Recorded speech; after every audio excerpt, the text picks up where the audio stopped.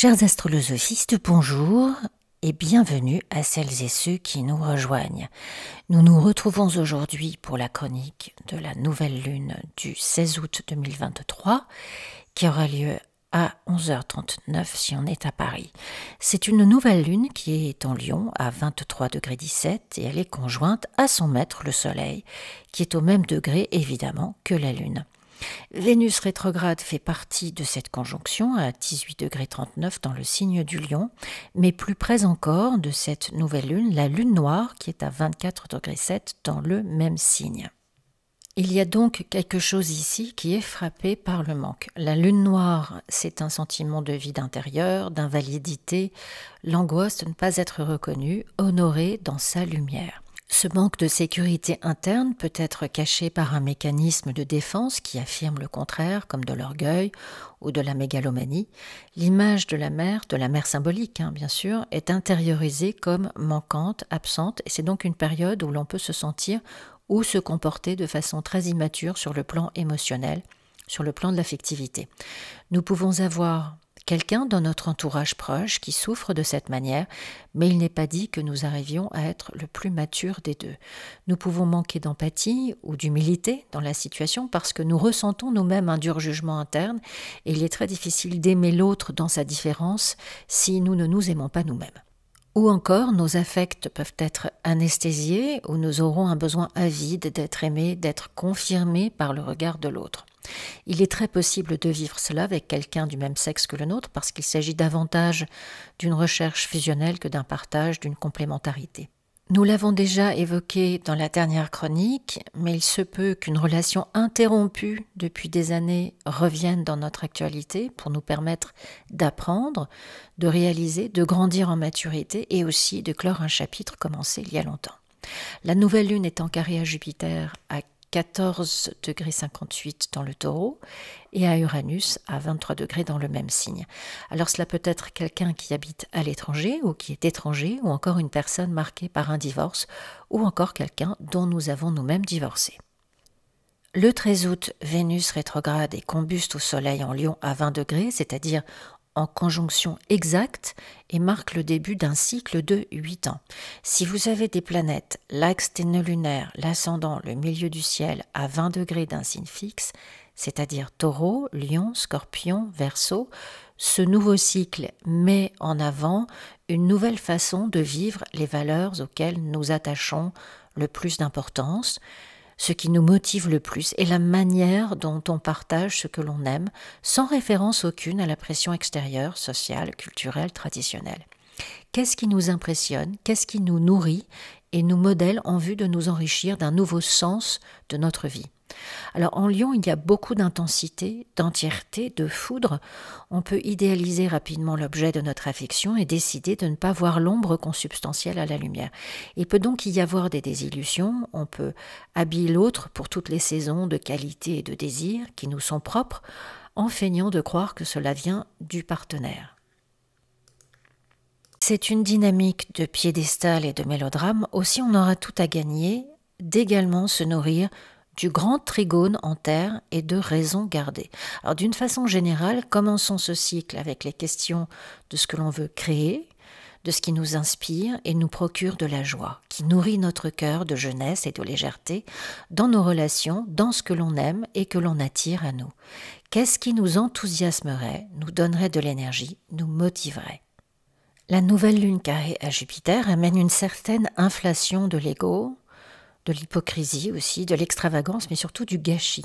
On peut promettre des choses que l'on ne tiendra pas dans le souci de démontrer une générosité, une attitude grand seigneur, qui n'est qu'une apparence, et pour ne pas avoir à subir les critiques qui ne manqueront pas de tomber à la suite de ces simagrées, nous pourrons prétendre une faiblesse, une maladie derrière laquelle nous cacherons notre comportement irresponsable.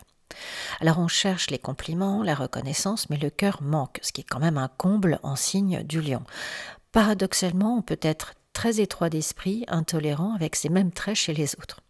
On peut aussi dépenser beaucoup d'argent dans un voyage en famille qui s'avère très fatigant, insécurisant, On peut ne pas bien calculer ses besoins et acheter beaucoup plus que nécessaire et devoir par exemple jeter des aliments qui ne seront pas consommés, acheter des vêtements ou des bibelots en ligne et qui arrivent dans une mauvaise taille ou dans une autre couleur sans possibilité d'échanger ces produits. Il existe ainsi une dynamique d'achat compulsif avec de vraies sanctions lors de l'opposition Soleil Vierge Saturne en Poisson fin août, début septembre. On peut devenir émotionnellement dépendant des autres, ne pas savoir où se situer, ne pas avoir envie de se poser la question et chercher d'autres responsables que nous à ce désarroi. On espère à perte que le problème se résoudra tout seul. Notre optimisme est irraisonnable face à la nécessité d'adresser le problème avec pragmatisme. On peut manger trop de mauvaises choses, boire trop d'alcool, on fume trop quand ce n'est pas d'autres substances. Quand Jupiter est en carré, surtout au luminaire, l'effet outre-mangeur est activé.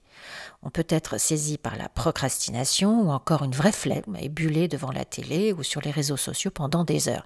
C'est une course à la satisfaction immédiate, mais jamais atteinte, surtout une course effrénée pour échapper aux hautes fréquences de cette nouvelle lune, ce qui est quand même un comble.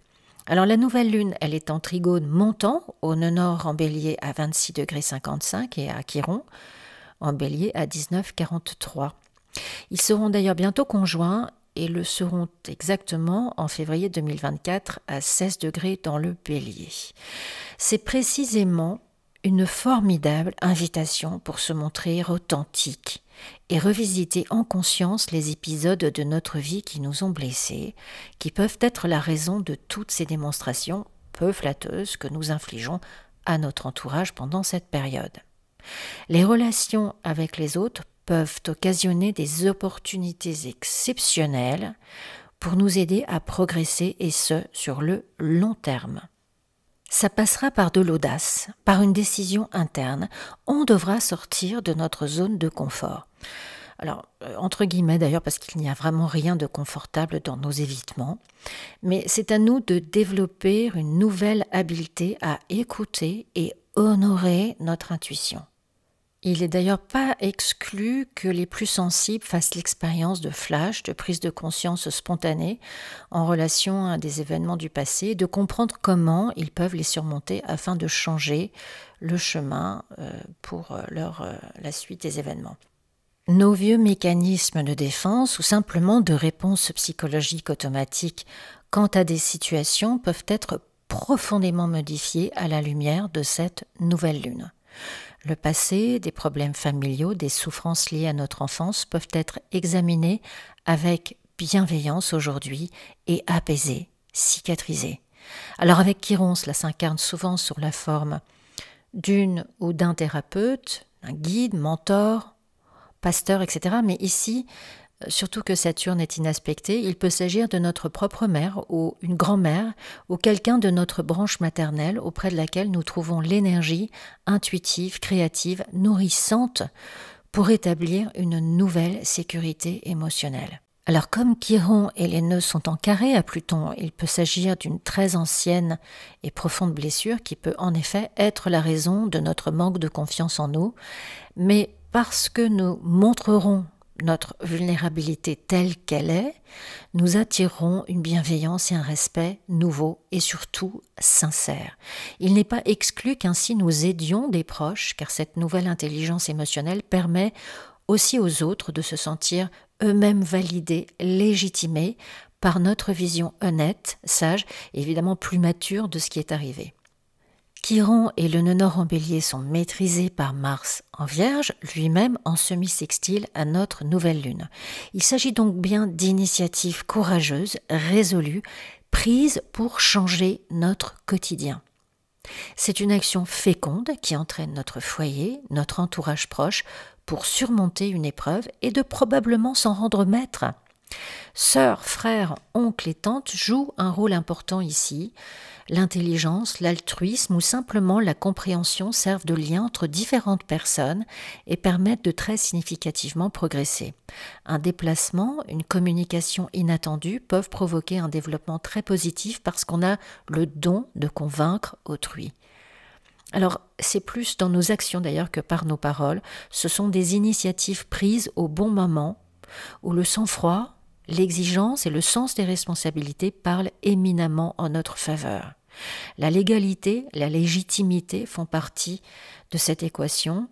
Une reconnaissance, un mariage, un contrat. Alors la part de fortune en balance en sextile à Vénus en Lion qui la gouverne, c'est en effet une très bonne période pour légitimer une union, un partenariat. On a un beau cerf-volant dans ce thème de nouvelle lune entre la conjonction Mercure-Mars en Vierge, Uranus-Jupiter en Taureau, Pluton en Capricorne et en apex duquel nous trouvons Neptune dans les Poissons. Alors tant qu'on évitera de s'anesthésier, de se nuire à nous-mêmes et que nos efforts porteront sur le pragmatisme et la mesure, nous pourrons rassembler nos forces vives en vue d'une progression, d'une reconstruction et d'une renaissance. L'action et la combativité sont harmonieusement liées et nous confèrent de grandes capacités pour nous battre, pour nous défendre, sans agressivité excessive. C'est vrai que pendant quelques semaines, Mars et Mercure sont opposés à Neptune, donc on ne peut pas avoir une idée claire de là où on va, ni de ce qui nous est dit d'ailleurs, mais sachons qu'avec Neptune, il ne sert à rien de se projeter dans le futur. Ce n'est pas du tout l'ADN de Neptune qui regroupe le passé, le présent et le futur au même plan. Tout deviendra beaucoup plus net à la mi-septembre, début octobre, de toute façon. Ici, on est invité à lâcher prise, à faire un pas après l'autre et de considérer chaque matin comme le miracle de vie qui nous est proposé.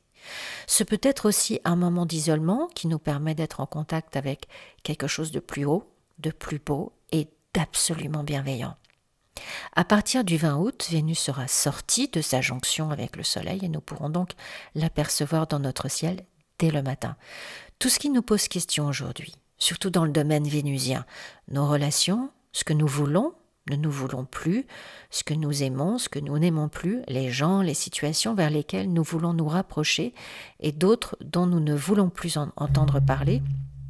Tout cela deviendra beaucoup plus clair lors du passage de Vénus en mode direct le 4 septembre. Alors, utilisons cet été pour nous guérir, pour imprimer par la force de notre personnalité de nouvelles valeurs sur notre environnement familial, amical, professionnel, mais aussi beaucoup plus large, comme notre environnement social et ou politique.